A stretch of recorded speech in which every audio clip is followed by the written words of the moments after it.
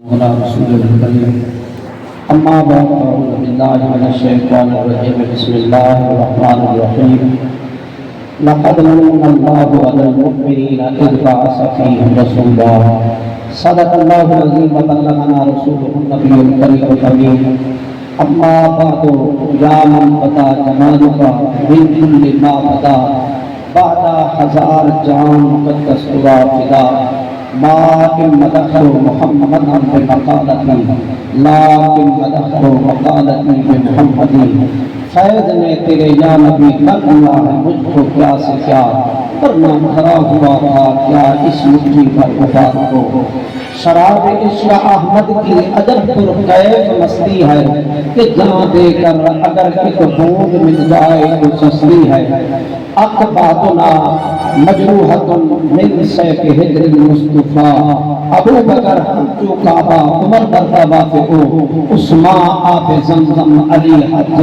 اکبر محمد سر قدرت ہے قرآن ان کا کیا جانے محمد سر قدرت ہے قرآن ان کا کیا جانے شریعت میں تو بنتا ہے حقیقت میں خدا جانے واجب اکرام ذی قدر علماء کرام مسنا خان مصطفیٰ صلی اللہ علیہ وآلہ وسلم اور میرے بزرگوں دوستوں مسلمان بھائیوں یہ مقدس محفل پاکیزہ محفل جشن میلاد مصطفیٰ صلی اللہ علیہ وسلم کے سلسلہ میں انعقاد پذیر ہے دعا ہے رب کریم کی بارگاہ کے اندر کہ رب ذوالجلال میری اور آپ کی حاضری کو شرف قبولیت عطا فرمائے جنہوں نے یہ اہتمام کیا انتظام کیا اللہ کا ذکر اور اللہ کے رسول کا ذکر سننے سنانے کے لیے ہمیں مدعو کیا ہمیں موقع میسر کیا اللہ تبارک و تعالی ان کے اس کوشش کو قبول فرما کر دنیا میں بھی اللہ بہترین اجر و ثواب عطا فرمائے آخرت میں بھی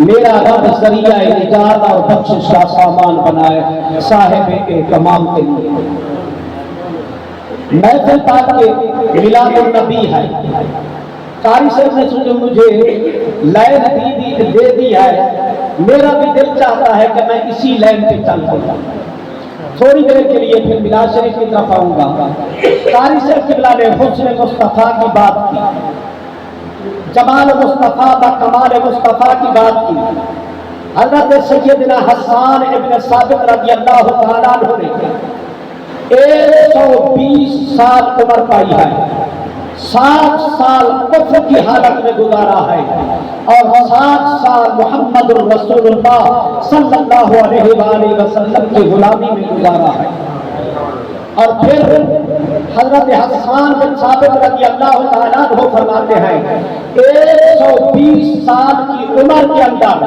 میں نے بڑے بڑے حسین دیکھے ہیں بڑے بڑے جمیل دیکھے ہیں میں نے بڑے بڑے حسن والے دیکھے ہیں جمال والے دیکھے ہیں اے محبوب وَأَحْسَنُ مِنْكَ لَمْ تَرَ قَطُّ عَيْنِي وَأَجْمَلُ مِنْكَ لَمْ تَلِدِ النِّسَاءُ محبوب آپ جیسا حسین تو کبھی میری آنکھ نے دیکھا ہی نہیں وَأَجْمَلُ مِنْكَ لَمْ تَلِدِ النِّسَاءُ آپ نے فرمایا شاید میری آنکھ نے نہ دیکھا ہو کسی اور آنکھ نے دیکھ لیا ہو آگے فرما دیا وَأَجْمَلُ مِنْكَ لَمْ تَلِدِ النِّسَاءُ آپ جیسا محبوب حسین تو کسی نے جنا ہی نہیں سبحان اللہ اور حضرت حسان ابن ثابت رضی اللہ تعالیٰ عنہ کون ہیں رحمت کائنات صلی اللہ علیہ وآلہ وسلم آقا کریم صلی اللہ علیہ وآلہ وسلم فرماتے ہیں اللہم اجب ہو بروح القدس اے اللہ جب میرے محبوب کا جان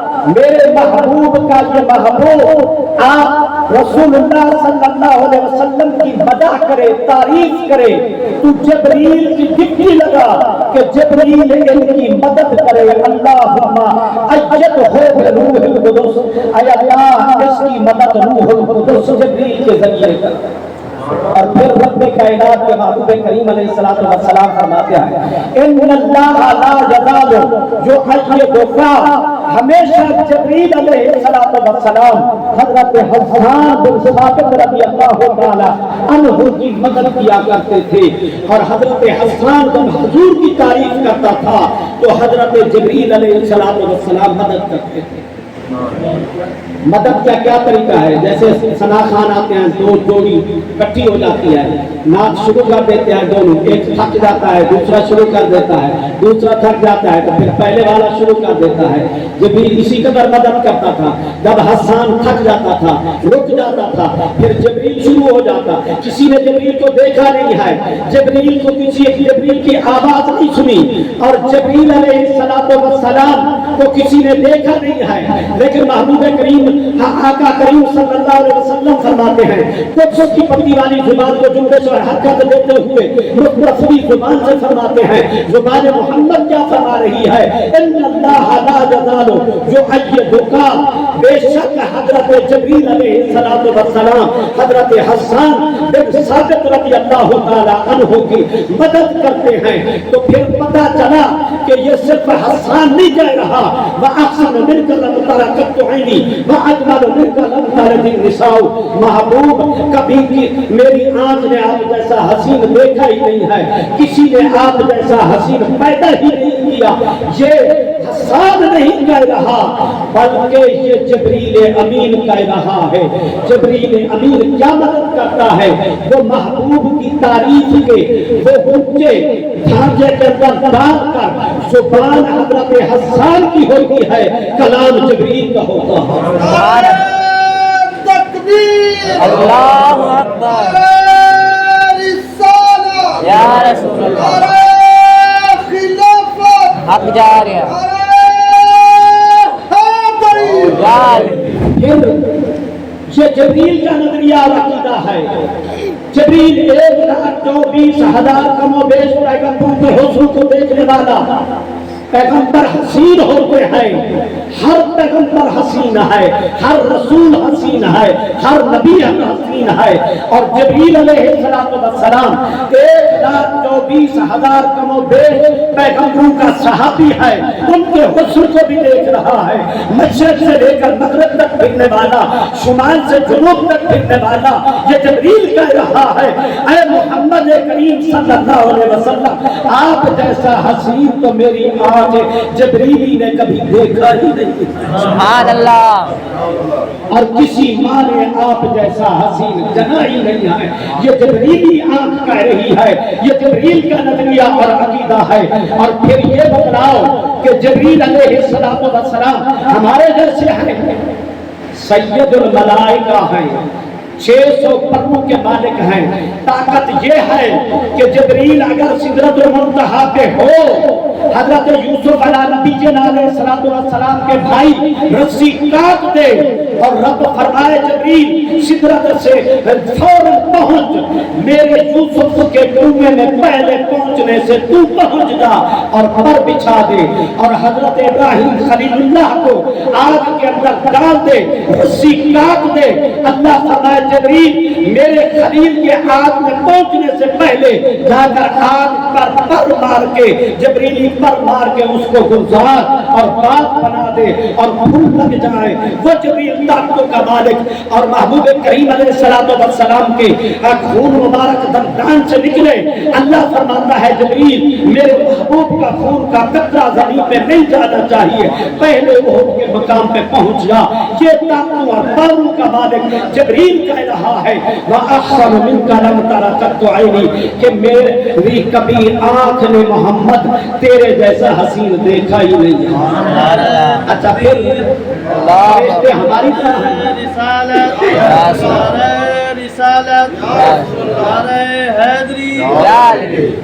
فرشتے ہمارے جیسے ہیں۔ اللہ نماز کا حکم دے ہم نماز کے قریب نہیں جاتے، اللہ حکم دے زکات کا زکات کے قریب نہیں جاتے، اللہ حج کا حکم دے حج نہیں کرتے، اللہ روزوں کا حکم دے روزے نہیں رکھتے، ہم اللہ کے فرمان کی نافرمانی کرتے ہیں۔ کیا جبریل بھی کرتا ہے؟ اللہ کے محبوب فرماتے ہیں ہم بے امر ہی، اللہ کے فرشتے اللہ کے حکم کے پابند ہوتے ہیں۔ جو رب ان کو حکم فرماتا ہے وہ رب کے حکم کے پابند ہوتے ہیں، اسی پر عمل پیرا ہوتے ہیں۔ ہیں تو اس سے ذرا آگے گہرائی کے اندر چلے جائیں تو گہرائی کے اندر جانے سے پتہ چلتا ہے جبریل کو بھیجنے والا کون ہے. جبریل اپنی مرضی پہ نہیں آ رہا, جبریل کو بھیجنے والا بے نیاز رب ہے. اور جب بے نیاز رب جبریل کو بھیج رہا ہے تو کسی پروگرام کے تحت بھیج رہا ہے, کچھ سمجھا سلجھا کے بھیج رہا ہے کہ جبریل جا کر تو نے کیا کہنا ہے. جبریل جا کے تمہیں کہنا کیا ہے. جبریل دنیا میں جا کر اللہ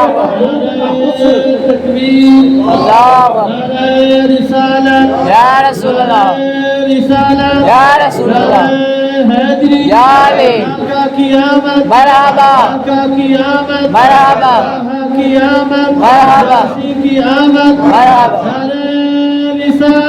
یا رسول اللہ. تو جبریل کو بے نیاز رب بھیج رہا ہے اور رب سمجھا کے بھیج رہا ہے میرے مصطفیٰ کا حسن جا کے بیان کرنا ہے تو اس طرح کرنا ہے. وَأَحْسَنُ مِنْكَ لَمْ تَرَ قَطُّ عَيْنِي وَأَجْمَلُ مِنْكَ لَمْ تَلِدِ النِّسَاءُ. اور جبریل جا کے یہ بیان کرنا ہے تو پتہ یہ چلتا ہے جبریل کا اپنا کلام نہیں ہے, کسی نے کلام دے کے بھیجا ہے. نگاہ الوہیت یہ کہہ رہی ہے, اللہ رب العزت یہ کہہ رہا ہے کہ وَأَحْسَنُ مِنْكَ لَمْ تَرَ قَطُّ عَيْنِي وَأَجْمَلُ مِنْكَ لَمْ تَلِدِ النِّسَاءُ. اے محبوب تجھ جیسا تو میں نے حسین بنایا ہے کسی کو نہیں, اور کسی مارے آپ جیسا حسین تو جنا ہی نہیں. سبحان اللہ. یہ نگاہ الوہیت کے اندر ہے. اور پھر ہمارے دوست یہ ترجمہ کر دیتے ہیں اگلے مصرے کا بڑی بے پرواہی بے نیازی کے ساتھ کر جب آپ کی توجہ دلواؤں گا. کأنک قد خلقت کما تشاء. اس کا معنی کیا کرتے ہیں؟ معنی کرتے ہیں اللہ نے محبوب کو سامنے بٹھایا, اللہ نے محبوب کو کہا محبوبہ تیری آنکھیں کیسی ہونی چاہیے, تیرا ناک کیسا ہونا چاہیے, تیری مونچھیں کیسی ہونی چاہیے, آبرو کیسے ہونے چاہیے, کان کیسے ہونے چاہیے, اور سر کیسے ہونا چاہیے, ہاتھ کیسے ہونے چاہیے, بازو کیسے ہونے چاہیے, ٹانگیں کیسے ہونی چاہیے, پاؤں کیسے ہونے چاہیے. ابھی محبوب تو پیدا ہوا ہی نہیں ہے, میرے رب نے سامنے کیسے بٹھا دیا ہے, میرے رب نے سامنے کیسے بٹھا دیا ہے. معنی یہ ہوتا ہے کأنک قد خلقت کما تشاء.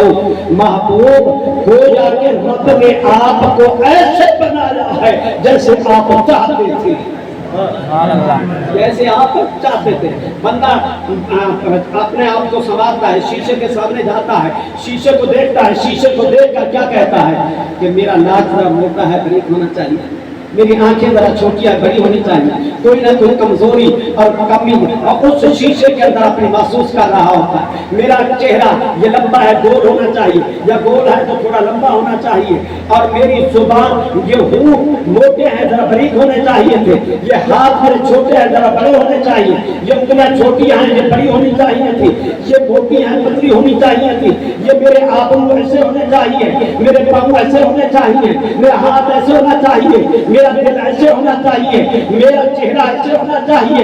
کوئی نہ کوئی کمزور پہلو نظر آتا ہے, لیکن میرے رب نے محبوب کو بھیجا ہے, حسن الوہیت کا مثل بنا کے بھیجا ہے. جب محبوب چہرے کے شیشے کے سامنے گئے ہیں تو گویا کہ یہ کہا کأنک قد خلقت کما تشاء. محبوب جیسے آپ چاہتے تھے رب نے اسی طرح بنا دیا ہے, کسی چیز کے اندر کوئی کمی کمزوری نظر ہی نہیں. تکبیر تکبیر رسالت رسالت رسالت. قاری صاحب نے میری لائن اندر دلوا دی ہے, توجہ میں اس طرف چل پڑا. آخری بات کر کے پھر میلاد شریف کی, بلکہ ادب کی بھی ایک آدھی بات کروں, ادب مصطفیٰ کی, تعظیم مصطفیٰ کی بات بھی کروں. ادب مصطفیٰ تعظیم مصطفیٰ نہیں ہے, عمل سارے ضائع ہو جائیں گے, سارے عمل ضائع ہو جائیں گے. تعظیم مصطفیٰ ادب مصطفیٰ کے بغیر کوئی عمل قابل قبول نہیں ہے.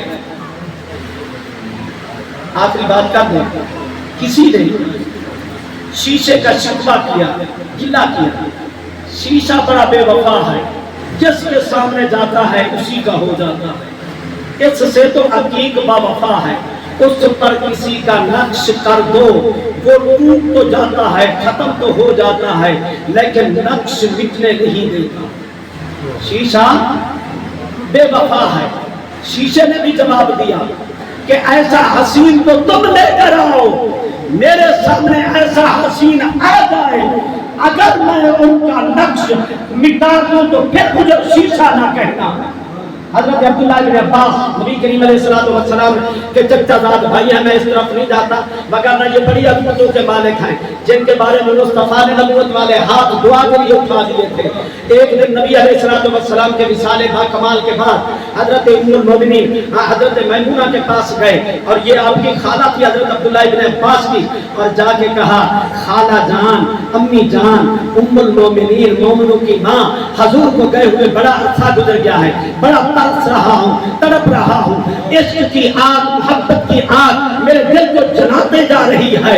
کوئی مصطفیٰ کی زیارت اور دیدار والی صورت نکالتی, حضور کا چہرہ دیکھتا, حضور کے چہرے کی تلاوت کرتا, بندائے کی زلفوں کا نظارہ کرتا, ماذا البصر کی کاجل والی آنکھوں کو دیکھتا, علم نشرح والے سینے کا دیدار و زیارت کرتا, کوئی ایسا طریقہ اپناتی. اماں پاک نے کیا جواب دیا؟ بیٹا بیٹھ جا. بٹھایا گئی اور بکسے میں سے وہ شیشہ مستعمل جو پیارے مصطفیٰ جس شیشے کو سامنے کر کے اپنے زلفیں سنوارا کرتے تھے, اپنی داڑھی مبارک سنوارا کرتے تھے, ماذا البصر والا کاجل لگایا کرتے تھے, اور حضور علیہ السلام 3 سلایاں روزانہ رات کو سرمہ اسمد کی پہن کے سوتے تھے. رات کو حضور روزانہ ڈیلی سرمہ اسمد 3 سلایاں عشاء کے اندر, 3 ایک ساعت کے اندر, اور رات کو جب رب کی محبت میں روتے, صبح صحابہ کے سامنے آتے تو سرمہ نظر ہی نہ آتا.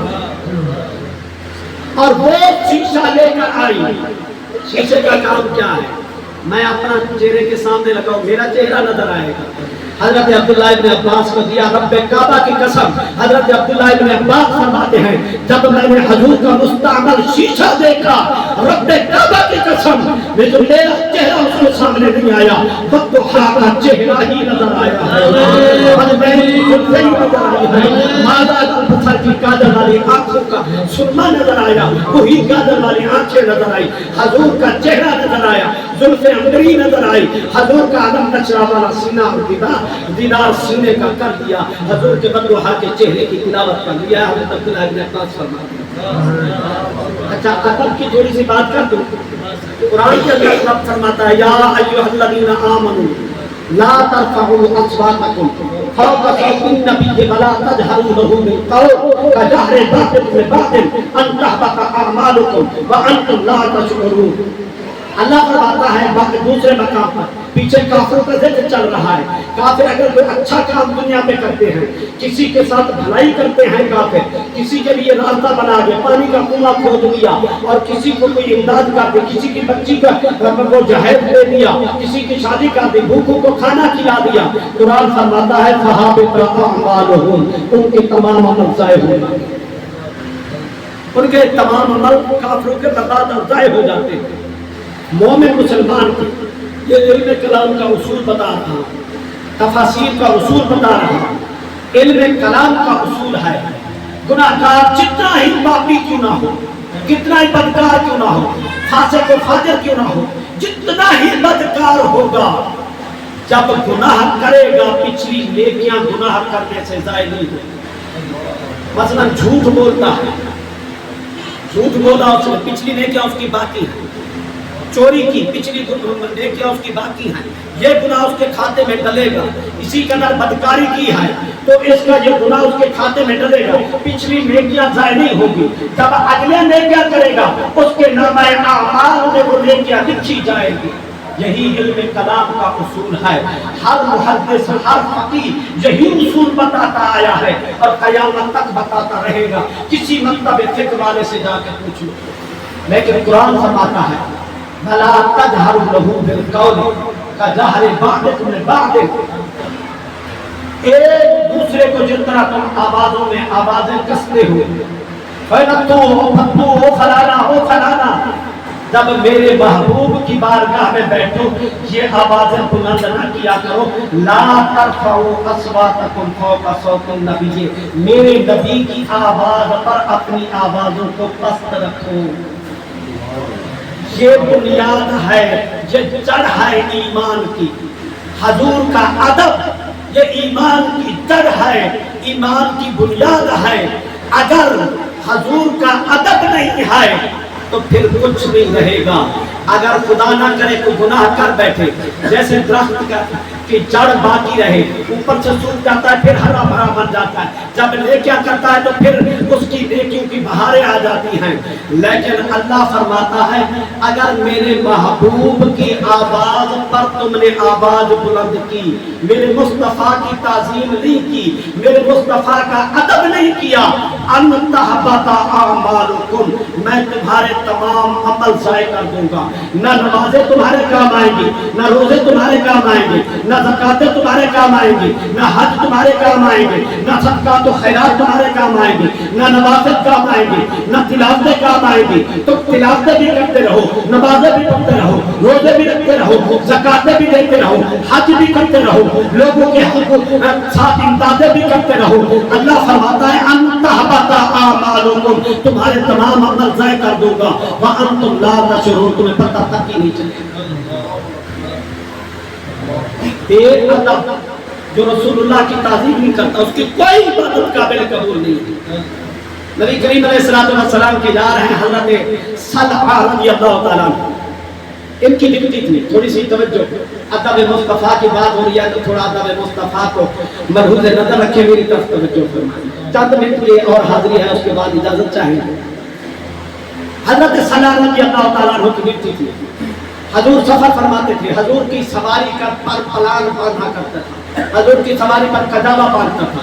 ایک دن حضور سفر پر ہیں اور حضرت صلحہ رضی اللہ تعالیٰ نے صبح اٹھے، ایک اور صحابی کو اٹھایا، عرض کی کہ آج حضور کا کجاوا بھی تو کس دے اب آپ کی سواری پر، اور پلان بھی تو رکھ دے، رسی بھی تو کس دے.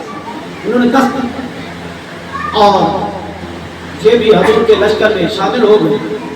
حضور نے فرمایا اے صلاح ادھر آ. چند قدم حضور چلے. حضور نے فرمایا آج یہ کجاوا صلاح تو نے نہیں کسا، آج یہ پلان تو نے نہیں کسا، کسی اور نے کسا ہے، تیرا انداز اور ہے، آج کسنے والے کا انداز اور ہے.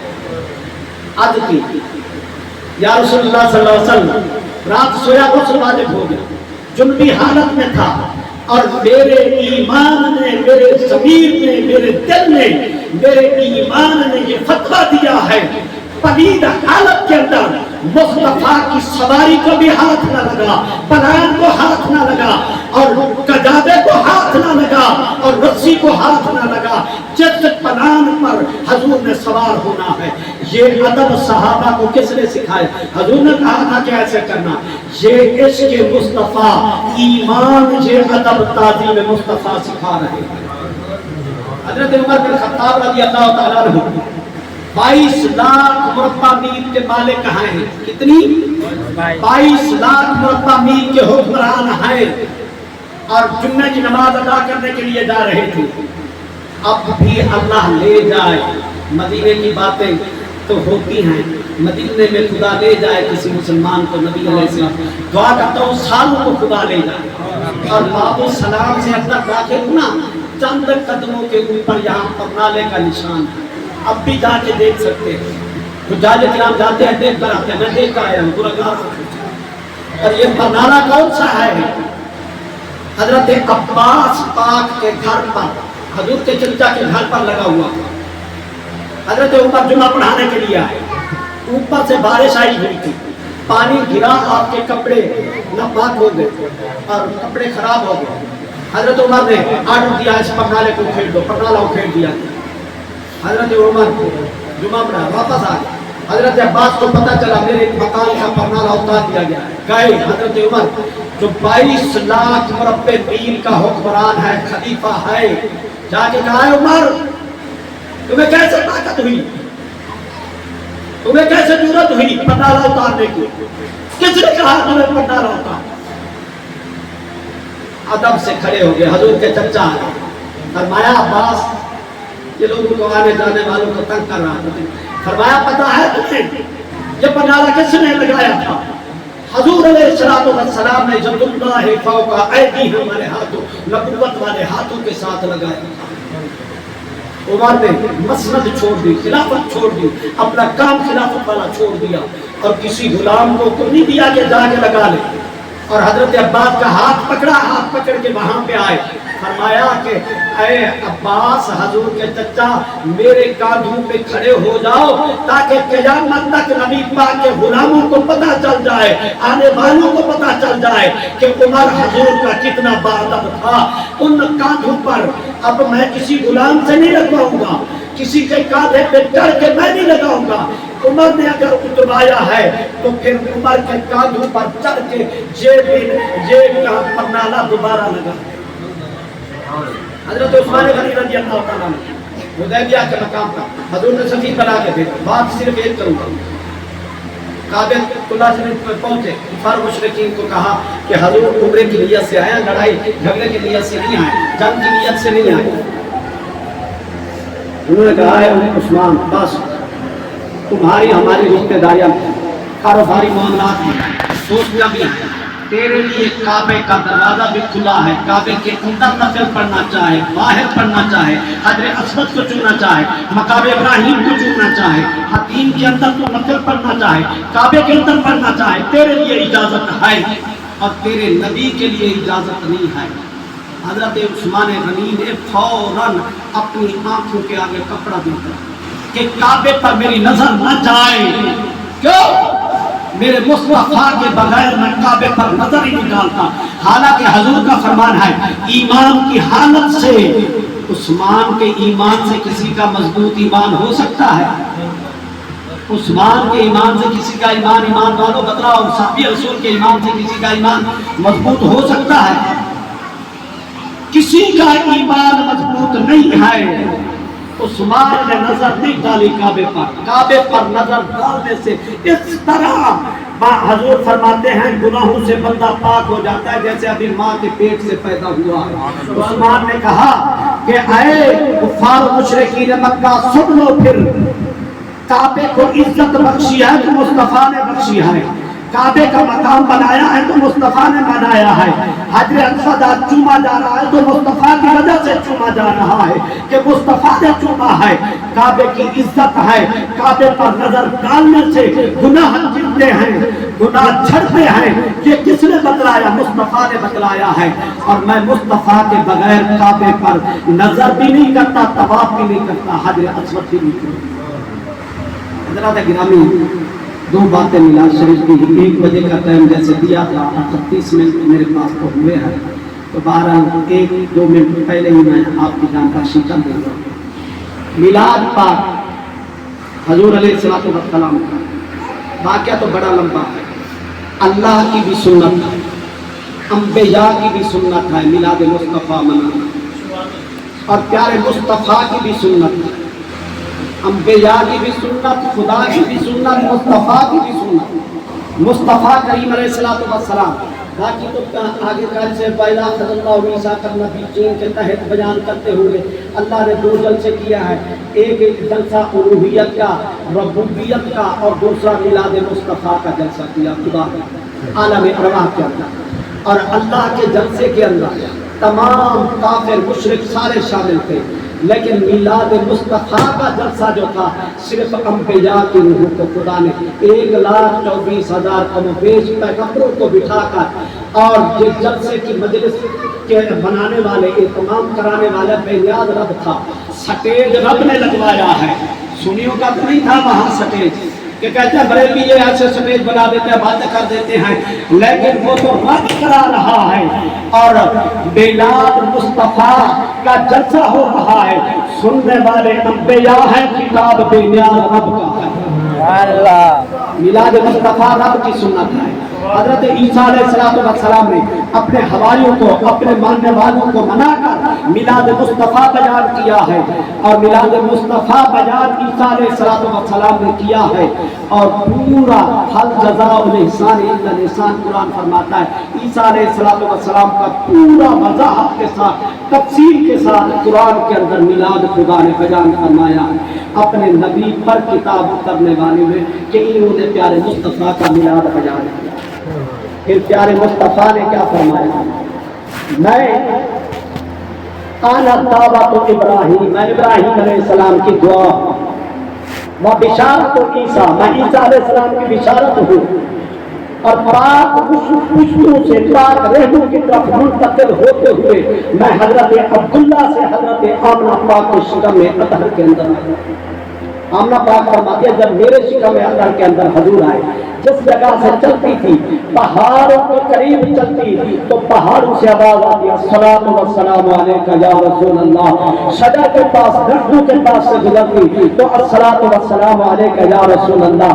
और किसी जगह से गुजरती नुकीले पत्थरों पर जब पाँव रखती मोम की तरह नरम नाजुक हो जाते। और पहले पानी भरने के लिए जाया करती थी, दो रस्सी की जरूरत पड़ती थी। जब हजूर मेरे शिकम में अतहर के अंदर आ गए हैं, जब कुएं पे जाती हूँ तो कुएं का पानी खुद ब खुद आ जाता है और ऊपर आकर मैं पानी भर लेती हूँ। हजर शजर नबातात जमानात हर चीज से अस्सलातु वस्सलामु अलैका या रसूल अल्लाह की सदाया। अम्मा आमना पाक फरमाती हैं हजूर जब हजूर की पैदाश का वक्त हुआ, 4 दराज कद की औरतें हैं मेरे पास सलाम पेश किया। एक ने कहा कि मैं हव्वा हूँ, हजरत हव्वा नस्ल इंसानियत की माँ हूँ। दूसरी ने कहा हजरत मरियम ईसा अलैहिस्सलाम की वालिदा हूँ। तीसरी ने कहा मैं हजरत हाजरा हूँ। और चौथी ने कहा मैं हजरत आसिया हूँ, फिरऔन की बीवी हूँ। और तुम बीबियाँ क्यों आई हो? हजूर की ज़ियारत के लिए, खातमुन नबीयीन नबी की ज़ियारत और दीदार के लिए आए हैं। अम्मा हव्वा ने कहा 350 साल रोती रही और मेरी तौबा माफी नहीं मिली। और जब हजूर के नामे नामी इसमें गिरामी का वास्ता रब को दिया तो मुझे तौबा, मेरी तौबा कबूल हो गई, खुदा ने माफी अता फरमा दी। और मैंने रब की बारगाह के अंदर दुआ की कि जिस नाम और जिस जात की वजह से मुझे माफी मिली है उस जात की ज़ियारत तो करा दे बेनियाज रब्बा। है मरियम तू क्यों आई है? मैं नबी अलैहिस्सलातु वस्सलाम के निकाह में आना है, जन्नत के अंदर बीवी बननी है। मैंने अपने रब की बारगाह के अंदर दुआ की मेरा महबूब तो मुझे दिखा दे। मेरे रब ने मेरी दुआ को कबूल कर लिया। आसिया तू क्यों आई है?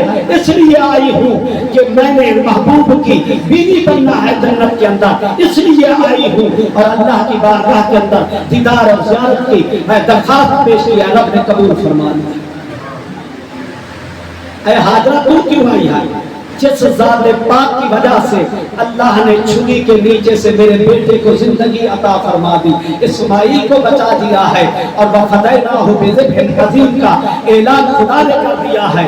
ऐलान तो करना जिसका बच्चा बच रहा है, मसलन मेरा बच्चा खुदा न करे किसी हादसे के शिकार हो जाए और बच जाए तो फिदिया मुझे देना चाहिए, कुर्बानी मुझे करनी चाहिए। रब को क्या जरूरत पड़ी थी कि रब कहता है कि हमने फिदिया उसका दिया है इस्माइल का। क्यों? इसलिए कायनात को पैदा करने का मकसद ही अगर इस्माइल चले जाते तो मकसद ही बेफायदा रह जाता।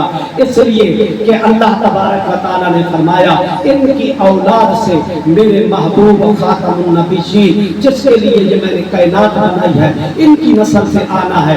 मैं खुद खुदा फिदिया अता करता हूँ और ऐलान करता हूँ वफ़दैनाहु बिज़िब्हिन अज़ीम। और इसलिए मैं आया हजूर की दायां बनकर। अम्मा आमना पाक फरमाती है हजूर की जब विलादत पाक का वक्त हुआ खरजा मिन्नी नूर, मुझसे नूर का ज़हूर। और बंद कमरे में है अम्मा आमना फरमाती हैं मैं नूर मुस्तफ़ा से, जो नूर मुस्तफ़ा चमका उस नूर की रोशनी में मैंने शाम के किस्रा और कैसर के महल्लात के किंगरे गिरते हुए देखे हैं उस नूर मुस्तफ़ा से। और फिर आखिरी बात, हजूर आए दुनिया को तो हजूर ने आते ही सजदा किया। उलमा से पूछी सजदे के लिए क्या क्या चीज़ें जरूरी है? एक तो ये है कि जिस्म पाक हो, लिबास पाक हो, जगह पाक हो और सिरते काबे का भी पता हो और जिस ज़ात को सजदा करने उस ज़ात का भी पता हो। अल्लाह के महबूब दुनिया में आए हैं तो महबूब की ज़ुबान कुछ की पत्ती वाली ज़ुबान जो पे हरकत में थी रब्बे वग़फ़िर ले उम्मती, रब्बे वग़फ़िर ले उम्मती, ऐ अल्लाह मेरी उम्मत की बख्शिश फरमा। رب حبلی امتی، اے اللہ میری امت میرے حوالے کر دو۔ اللہ نے فرمایا محبوبہ آپ کے حوالے کر دو تو کیا کرو گے؟ فرمایا میں مزمل والی چادر کے سائے میں چھپا کر جنت میں لے جاؤں گا۔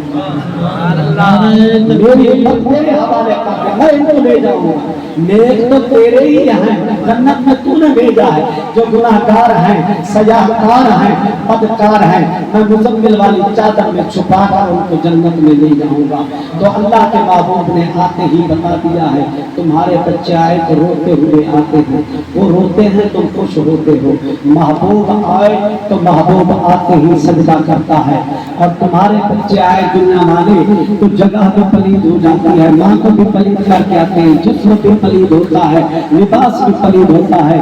میرے محبوب دنیا پہ آئے ہیں، جسم بھی پاک ہے، لباس بھی پاک ہے، اور تھوڑی دیر کے لیے اوجھل ہوئے تو واپس آئے۔ حضور کو غسل کیا ہوا تھا، ناک کٹی ہوئی تھی، اور حضور کی آنکھوں میں کاجل لگا ہوا تھا، اور حضور علیہ السلام جنتی لباس پہن کر آمنہ کے گھر میں دوبارہ آ گئے ہیں، اور حضور نے آتے ہی سجدہ کر کے بتلا دیا جگہ بھی پاک ہے، میری ماں بھی پاک ہے، میں بھی پاک ہوں، لباس بھی پاک ہے، اور صرف کعبہ کا بھی پتا ہے، مجھے میرے محبوب کا بھی پتا ہے میں نے کس کی عبادت کرنی ہے۔